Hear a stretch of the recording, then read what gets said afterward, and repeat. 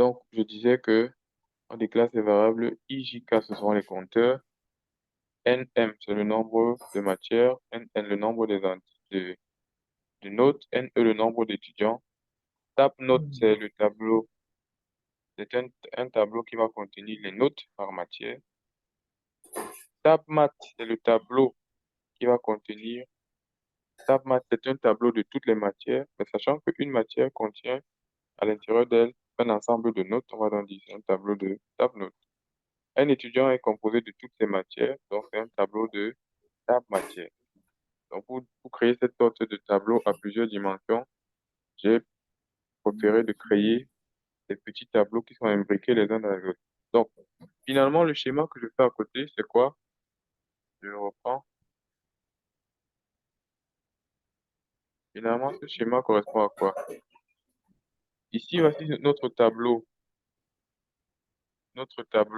d'étudiants. Un étudiant, chaque case, c'est un étudiant, un étudiant, un étudiant. Donc ici, on a un tableau de trois étudiants, quatre. Non, chaque ligne constituera une matière. Donc, pour l'étudiant numéro 0, ça fait tous les étudiants auront, dans ce cas-ci, un certain nombre de matières. Là, c'est point, point, point. Maintenant, chaque matière sera constituée d'un ensemble de notes. Donc, si les gens ont composé en algorithmique peut-être trois fois, qu'on retrouve ces trois notes dans un tableau de notes. Donc, chaque matière étant une case d'un tableau. Donc, ce schéma que je fais illustre clairement les déclarations qu'on vient de faire à gauche. On peut donc, on peut donc partir sur l'algorithme. Début. Tout algorithme commence toujours par début, fin. Que doit faire notre algorithme au départ? C'est de lire les valeurs qui sont demandées. Entrer les entrées respectivement. Le nombre de matières, non, le nombre d'étudiants, le nombre d'étudiants, hop, de matières et de notes par matière. On lui donne cette information et on va la lire. Lire nombre d'étudiants NE, NM et NN. Point virgule. Maintenant, que nous dit l'énoncé? L'énoncé nous dit, après avoir lu les nombres de tout ça, on doit maintenant affichage du nombre, puis l'affichage de l'ensemble des notes, ensemble des notes ainsi que les moyennes par matière et par étudiant. Donc, en réalité, pour chaque étudiant, je dois afficher les notes qu'il a eues pour cette matière-là, les trois notes qu'il a eues enfin, N, les N notes qu'il a eues pour cette matière. Et je le fais pour tout le monde, ensemble des notes ainsi que les moyennes par matière et par étudiant. Donc, bref, c'est ça. Dans notre algorithme même, considère que les notes-là sont déjà renseignées dans un tableau et non se contente simplement de parcourir le tableau. On a même simplifié la chose. Ici, on ne nous demande pas de renseigner. Le tableau existe déjà.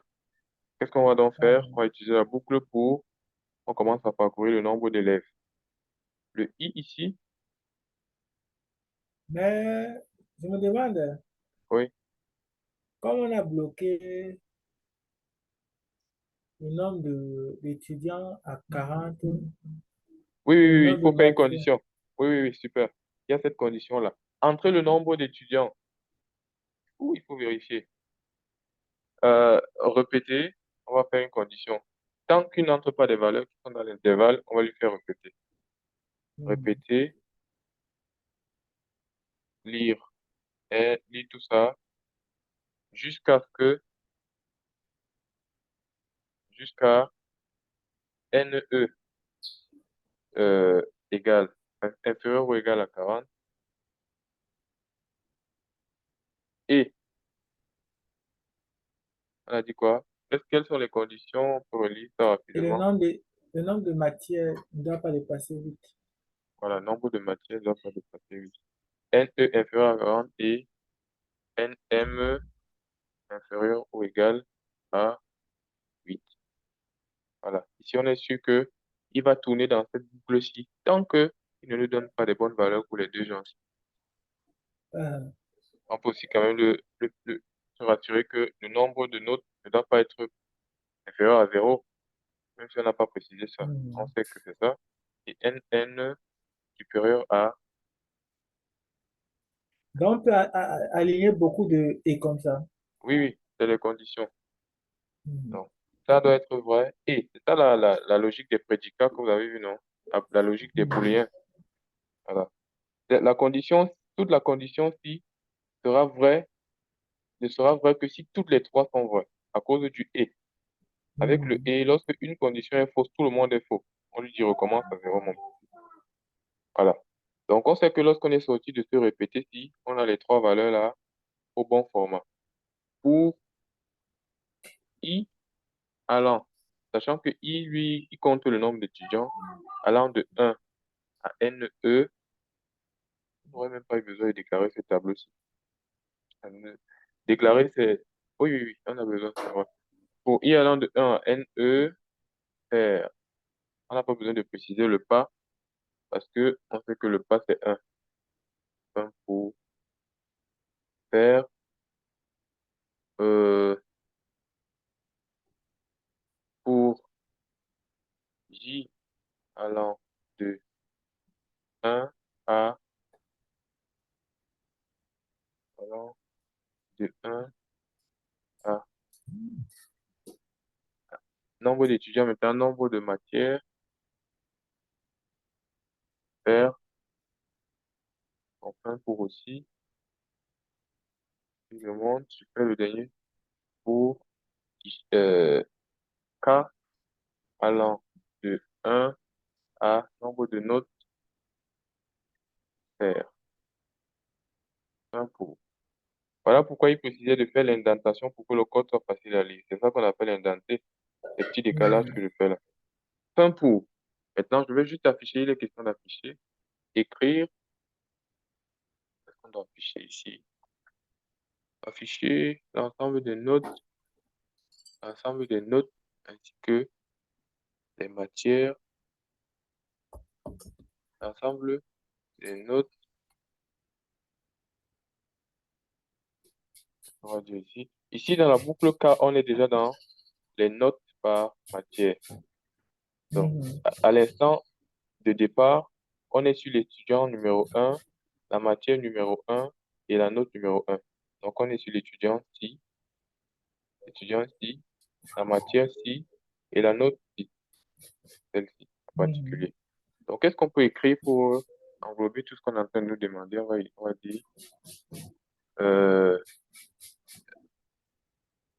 étudiant, on se fout pas mal de son nom, son chiffre nous intéresse, nous suffit. Étudiant numéro, euh, numéro I, là c'est que j'ai affiché son nom. Hmm. Non, étudiant numéro I, je suis pas obligé de mettre ça ici. Je peux directement écrire ça là-bas. Parce que si je vais le mettre en bas, ça va se répéter. Étudiant numéro I, ici, matière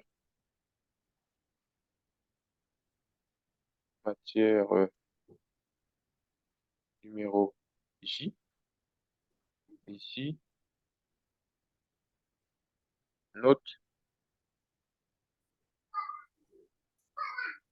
note obtenue, 2 points, note obtenue à la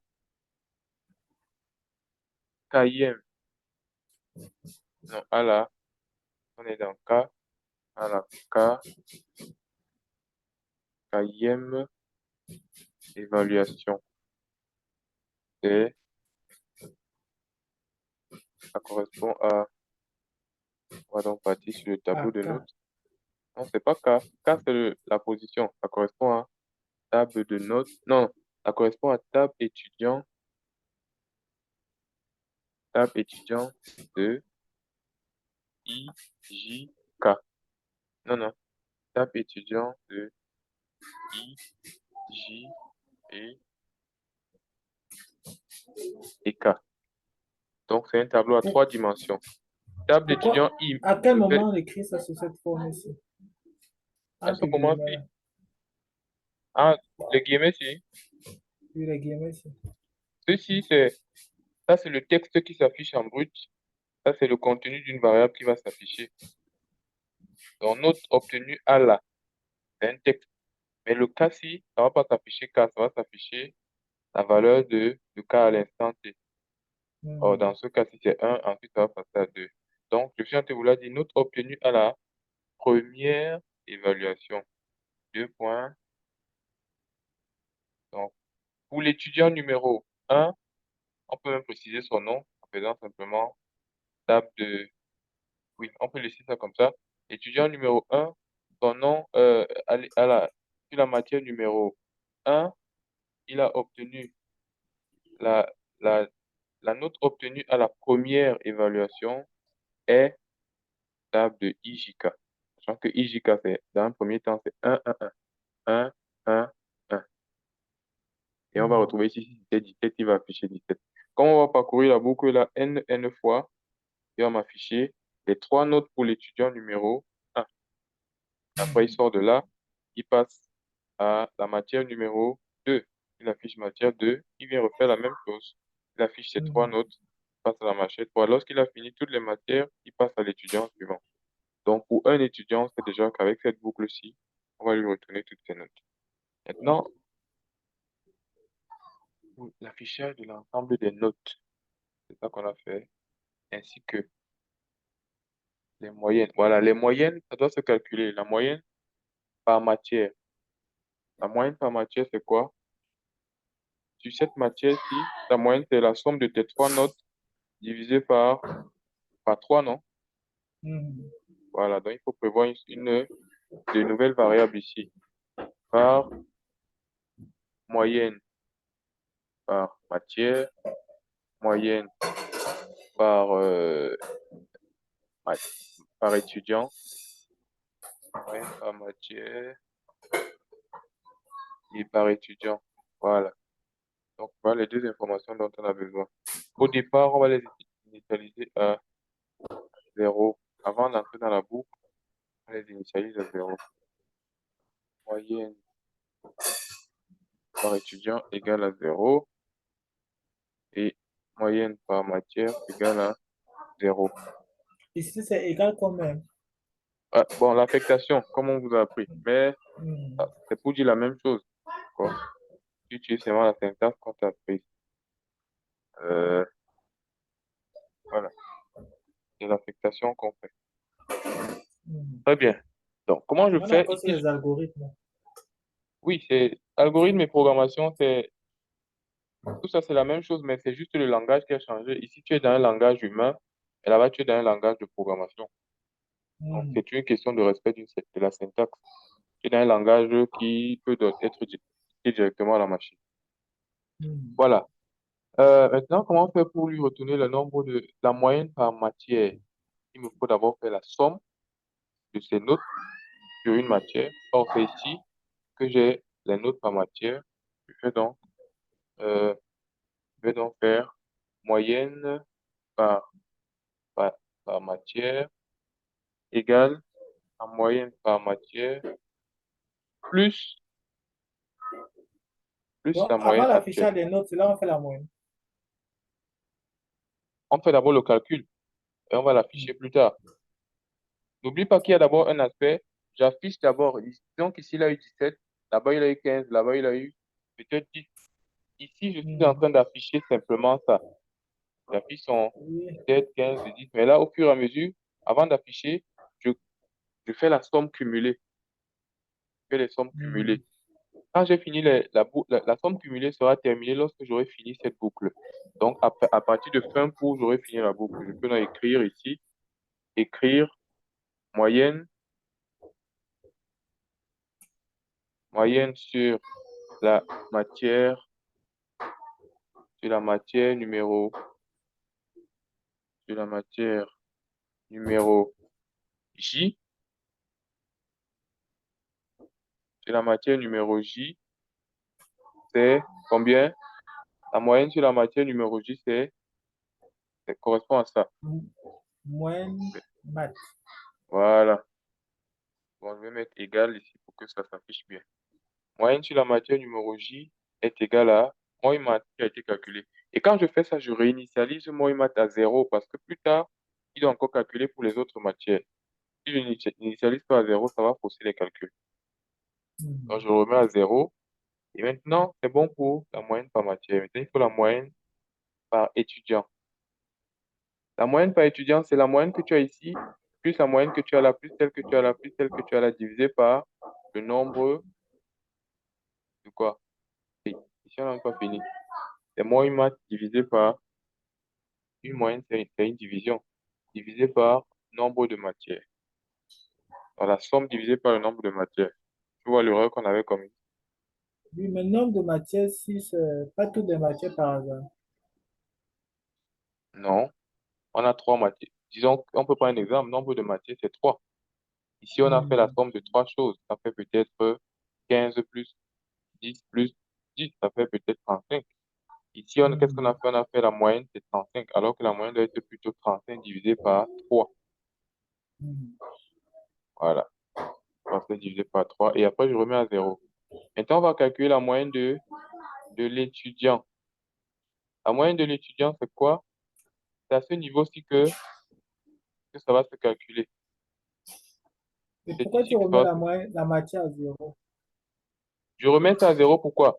Imagine qu'après ce calcul, ce sera combien? 10 plus 15 plus 15. 10 plus 15 plus 10, ça fait 35. C'est à Hmm. 35. Maintenant, quand je vais recommencer la boucle plus tard et que je vienne faire le calcul ici, qu'est-ce qu'il va faire? Il va faire 15 et le 35 là plus la nouvelle note. Et c'est déjà biaisé Hmm. parce qu'on se trouve déjà sur la case suivante. Hmm. Donc, remettre à 0 indique à l'algorithme, à l'automate que, attention, là, on a fini avec cette matière, on veut recommencer pour la prochaine. Hmm. Voilà. Donc, qu'est-ce que je fais? Ici, donc, je vais calculer la moyenne par étudiant. La moyenne par étudiant aussi, c'est comme toute moyenne, c'est une somme cumulée. Une somme cumulée. Donc, euh, au fur et à mesure, il va additionner, il va cumuler les différentes sommes qu'on a obtenues, les différentes moyennes qu'on a obtenues. Or, la moyenne qu'on a obtenue dans le cas à l'instant T, la voici. Donc, moyenne étudiant, c'est ça, ça. Il additionne, mais à quel moment il doit calculer la moyenne? On aura fini l'addition lorsqu'on a parcouru déjà toute la case d'un étudiant, toutes ces Oui, matières.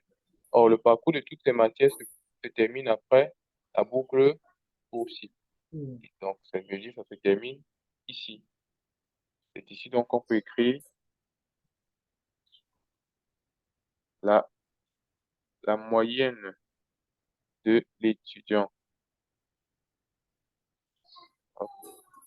De l'étudiant numéro, comme les étudiants, pour nous, c'est les valeurs I de l'étudiant numéro I est égal à ça divisé par nombre d'étudiants, divisé par nombre de matières.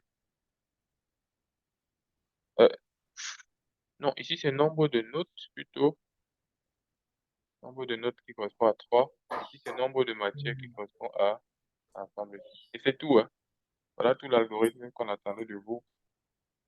Dans cette première boucle, on affiche les notes d'un étudiant. Dans cette, à la sortie, il faut bien sûr réinitialiser, si j'avais oublié, réinitialiser moyenne étudiant à 0. Toujours penser à réinitialiser, sinon le calcul est biaisé. Voilà. bien sûr. Donc, dans cette première boucle, j'affiche toutes les notes des étudiants. Donc, ça Hmm. s'affichera en désordre. Mais j'ai préféré faire ceci, un petit écrit là pour que, à l'affichage, on puisse quand même distinguer que telle note correspond à telle matière et à tel étudiant. Maintenant, ici, on affiche la moyenne de l'élève d'un étudiant donné par matière. la moyenne par matière étant la somme de ces différentes notes sur cette matière divisée par le nombre de notes à qui c'est Mhm. appliqué là. Lorsqu'on finit cette boucle-là, lorsqu'on a fini avec un étudiant, on affiche la moyenne globale maintenant, qui est la, la moyenne par matière, qui est la moyenne par matière, la somme des moyennes par matière divisée par le nombre de matières. Et la somme des moyennes par matière, là voici, on voit bien qu'ici on est en train de faire une somme. Et on est en train de faire une somme cumulée. Et quand on finit pour cet étudiant, on remet le compteur à 0 et on passe à l'étudiant suivant, tout court. Donc, voici l'algorithme qu'on attend de vous sur l'exercice 1. Ah bon? Ah, c'est le film, c'est le film. C'est juste c'est juste, comment on va dire, mélanger. Je vais dézoomer un peu pour avoir tout ça sur une même page. Voilà. Ici,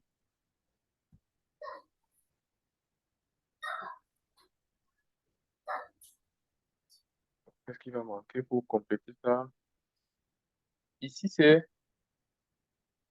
vais écrire en haut. Là-bas, c'est I. Donc, I compte les positions de la colonne.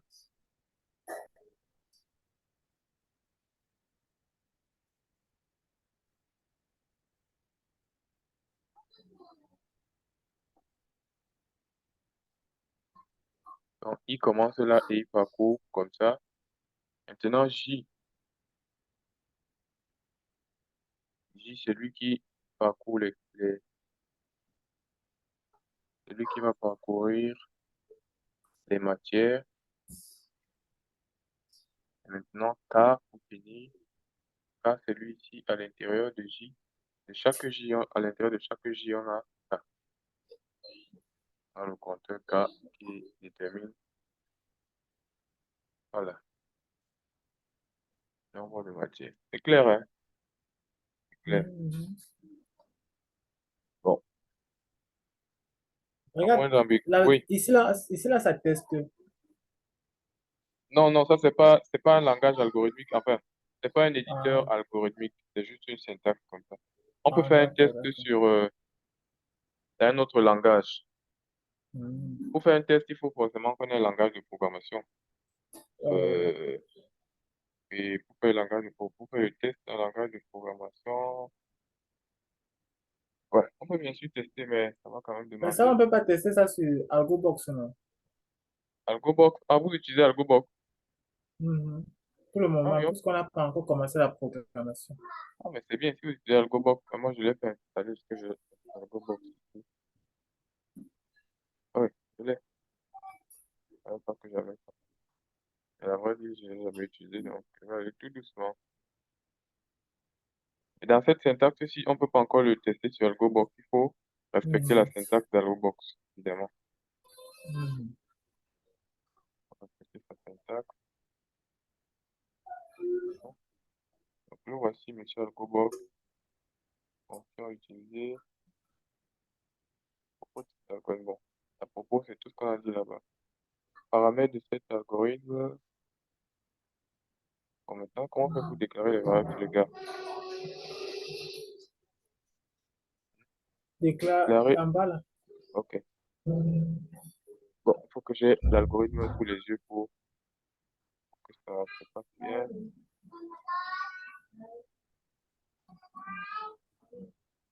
Bientôt, ça va encore s'afficher. On a les 4 variables à déclarer. Nom de la variable moyenne par matière est un entier. Voilà. Déclaration moyenne par étudiant. I, J, A, K, non, N. NM,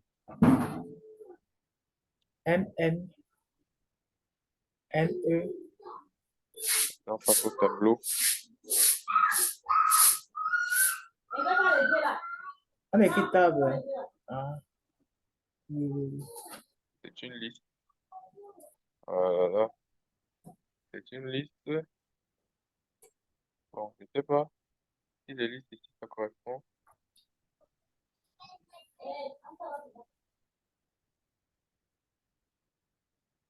Les listes ici, ça correspond au Oui, tableau oui, ça correspond au tableau. Ça correspond au Ok. tableau. Bon, là, malheureusement, on ne pourra pas déclarer un type complexe parce qu'il ne nous permet pas de déclarer les tableaux du tableau. Est-ce qu'on peut déclarer un type ici? Il faut bien que je lui dise que celui que j'ai déclaré ici, ce sera un type à part entière qui doit apparaître désormais dans cette liste. Bon, écoute, on fait ça comment?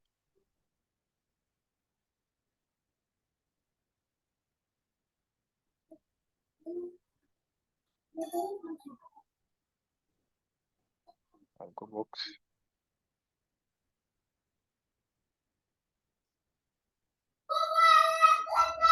On va utiliser mon tableau et il faut affecter une valeur à ce tableau. Donc, le champ. Voilà. Bon, il ne permet pas de faire un certain nombre de choses, hein. Il est trop limité. Ouais, Même les répéter là, il ne peut pas faire. il ne peut pas faire répéter. Il peut quand même faire tant que, parce qu'il y Tant a un que équivalent. pour Voilà. si tout ça, il faut. Ok, il y a un équivalent de temps que qui est de répéter qui est l'équivalent de temps que c'est répété. Bref, n'importe quoi. Donc, autre variable, tab matière, une liste et tab étudiant, c'est aussi une liste. Ça fait beaucoup de variables. Donc là, on est dans l'algorithme.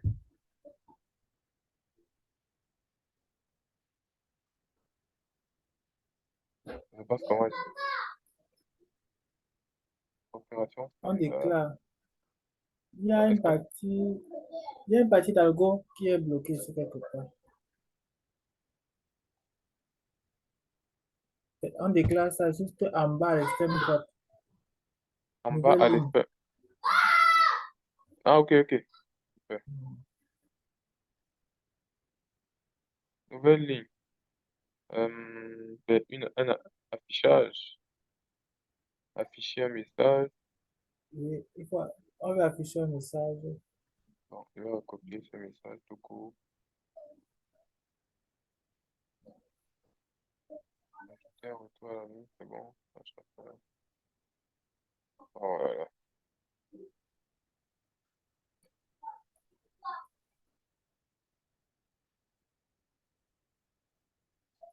Bon, bref,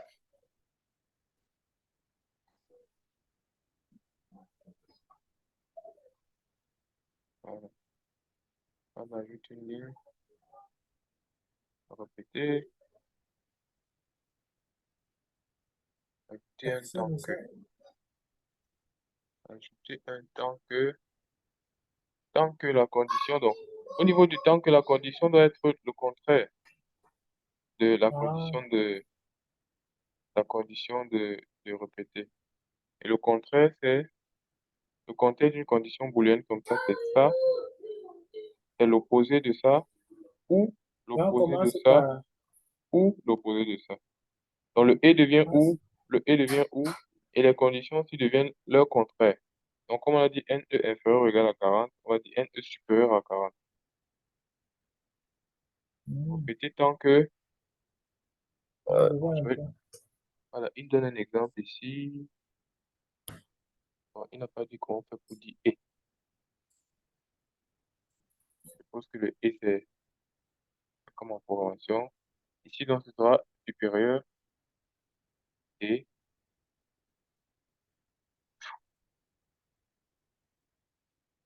ou écrire si égal. Voilà, le et, c'est tout simplement c'est et C'est comme on et. avait mis là. Oui. Mhm. Non, mais ce sera ou maintenant, on avait dit le contraire, ça devient ou. Oui, oui, oui. Ici, ça devient inférieur ou égal. Dans cette Tu as laissé un position-là. et.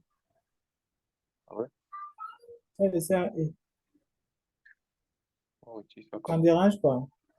Si ça dérange, je vais retirer ça comment? Donc, tu modifies, tu cliques sur ça. Tant que là, non. Depuis tant que ça, ah ok, le voilà plutôt en haut là. Oui, tu cliques sur tant que tu viens modifier à l'extrême droite. Tant que tu viens cliquer sur modifier, extrême droite au-dessus de supprimer. Ok, merci. Euh, oui, celui-ci c'est ouf. Merci.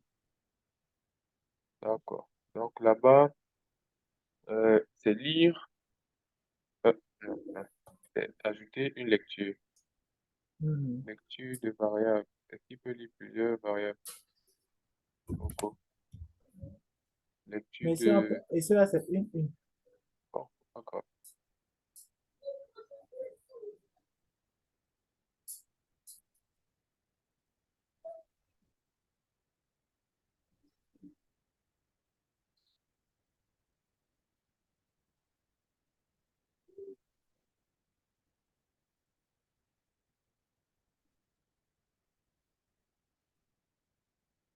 Voilà. Nouvelle ligne, affectation,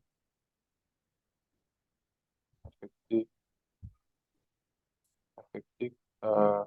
Oui, oui, oui. Plutôt. Ouais, c'est ça. On va affecter un zéro. Oh, Zoom, ça va bientôt se couper là. Il n'y a que 2 minutes. Et ça ne peut pas garder ça. Non, ça va garder. Donc, on va retrouver. On va retrouver. Mhm. Affecter ça. Nouvelle ligne. Affecter. Euh, non, moyenne matière. Quand la valeur de zéro, non. Oui. Non, non, oui, c'était d'entrée. Et là, on lui donne zéro. Donc, réfléchissez à quelque chose. Voilà, voilà, c'est ça. Là, on va ajouter une boucle pour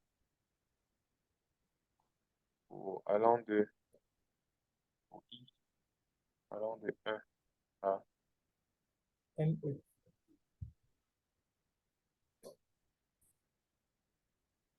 C'est bon, ça va faire ça.